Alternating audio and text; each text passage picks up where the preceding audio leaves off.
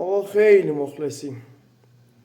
من بچه جاده ساوم، توابع تهران. دقیق بهتون میگم اکبرآباد قدیم، الان یه 20 سالی هست شده نسیم شهر. متولد 61م. ببین میخوام یه چیزایی بگم که ثابت بشه که این حرومزادا همه چیزشون دروغه. از سال 73 من کشت و کشتار دیدم. ببین ما 3-4 تا رفیق بودیم، سال 73 اعتراضات شد سر گرونی، از مدرسه فرار کردیم، اومدیم سر اولین کوچه سوم قایم شدیم. اعتراض مردم به چی بود؟ قدیمی‌ها یادشونه، به گرونی. رفسنجانی بی شرف هم رئیس جمهور بود. شعار مردم چی بود؟ موز و پیاز یه قیمته، رفسنجانی بی قیمته. ببین ناموسن یه صحنه دیدم، من یه بچه 11-12 ساله، 10-15 تا بسیجی زانو زدن، 10-15 تا هم سر پا وایستادن. به جون بچه هم قسم، جوری مردم رو به رگبار بستن، جوری مردم رو به گلوله بستن، مردم مثل برگ خزون میریختن. یه سوال ازتون میپرسم، اجنبی های حروم زاده، اون موقع هم موساد بود، اون موقع هم تخریب بود، اون موقع هم مسجد سوزوندن؟ بی شرفا، شما کارتون قتل و کشتار ایران و ایرانیه. شما دشمن ایران و ایرانی. آقا صدها بار ثابت کردید، چطور دیگه باید ثابت کنید؟ شما ایرانی نیستید. سال 79 همینجور، 81، 88، 96، 98، 401، 404 زدین جوانای مردم رو کشتید. تو همه اعتراضاتم بودم، بی شرفا، تو همه اعتراضاتم بودم، دیدم با چشای خودم، دیدم چه غلطایی کردید. ببین من شاهد عینیم. مردم شرف داشته باشید، بیایید زیر این پست همتون هشتگ بزنید شاهد عینی. آقا بذارید صدامون برسه به گوش مردم دیگه. چند تا سوال ازتون دارم. بگه نمیگید موساد زده کشته، پس چرا پول تیریش شما میگیرید؟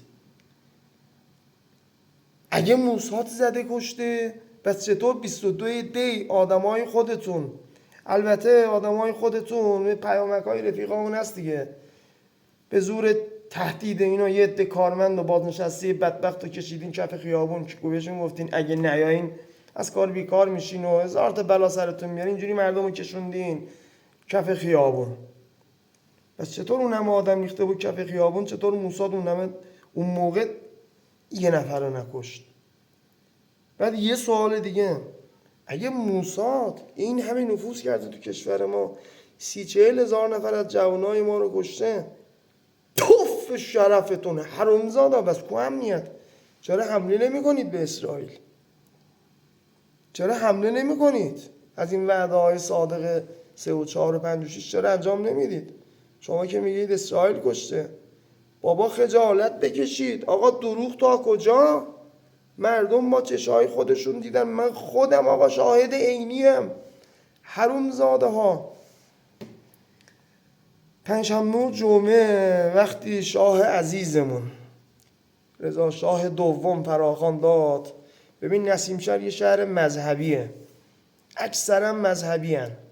خب وقتی فراخوان داد، مردم مثل مور و ملخ، ببین من گریم گرفت، به جون بچه هم قسم گریم گرفت وقتی مردم رو دیدم.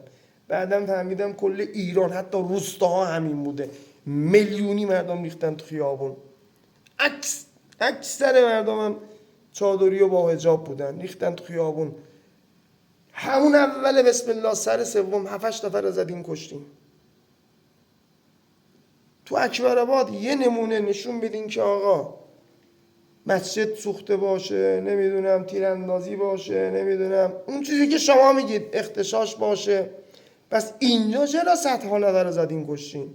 با چشای خودمون میدیدیم از بالای سیتی سنتر پاساژ شهر تک تیراندازاتون مردم رو داشتن به خاک و خون میکشیدن.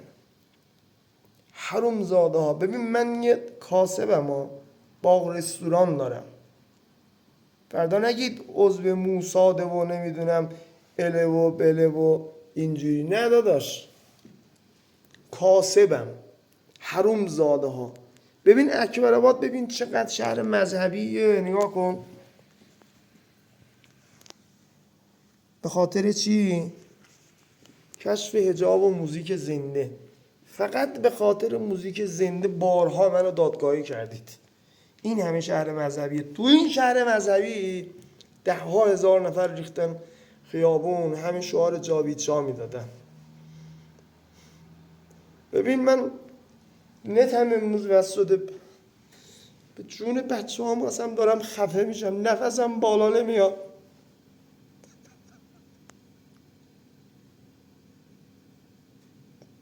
به خدا بنر رفیقامو تو در و دیوار میبینم دارم دیوونه میشم. من 4 تا برادرم جوان فوت شده، یکیش همین چند ماه پیش فوت شده، از من کوچیک‌تر بود. میگن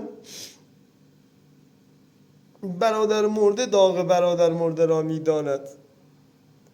تک تک اینایی که مردن به قرآن قسم انگار برادرای خودم بودن، همه‌شون از من کوچیک‌تر بودن. من متولد 61م. بی‌ناموسا رفیقامون رو کشتید، فامیلامون رو کشتید، همشهریامون رو کشتید. به چه جرمی؟ حرومزادا فکر میکنید ولتون میکنیم؟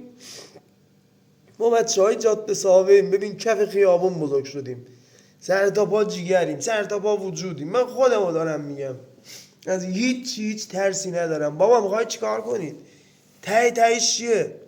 میخواید بکشید؟ آقا بسم الله بیا. به قرآن اگه ترسی داشته باشم از همینجا به مادر پیرم و یه دختر 14 ساله دارم به اسم ترنم، یه پسر 3 ساله به اسم رادان، بهشون وصیت میکنم ببین اگه من رفتم ناراحت نباشید، به خاطر شما رفتم که مثل من و امثال من زندگی نکنید، هر سال کشت و کشتار ببینید دست این حرومزاده های دشمن ایران و ایرانی، دست این اجنبی ها. بالاخره ایران رو آزاد میکنیم، انتقام خون رفیقامون هم میگیریم. جاده صاحب ببین جوانایی داره سر تا پا جیگر.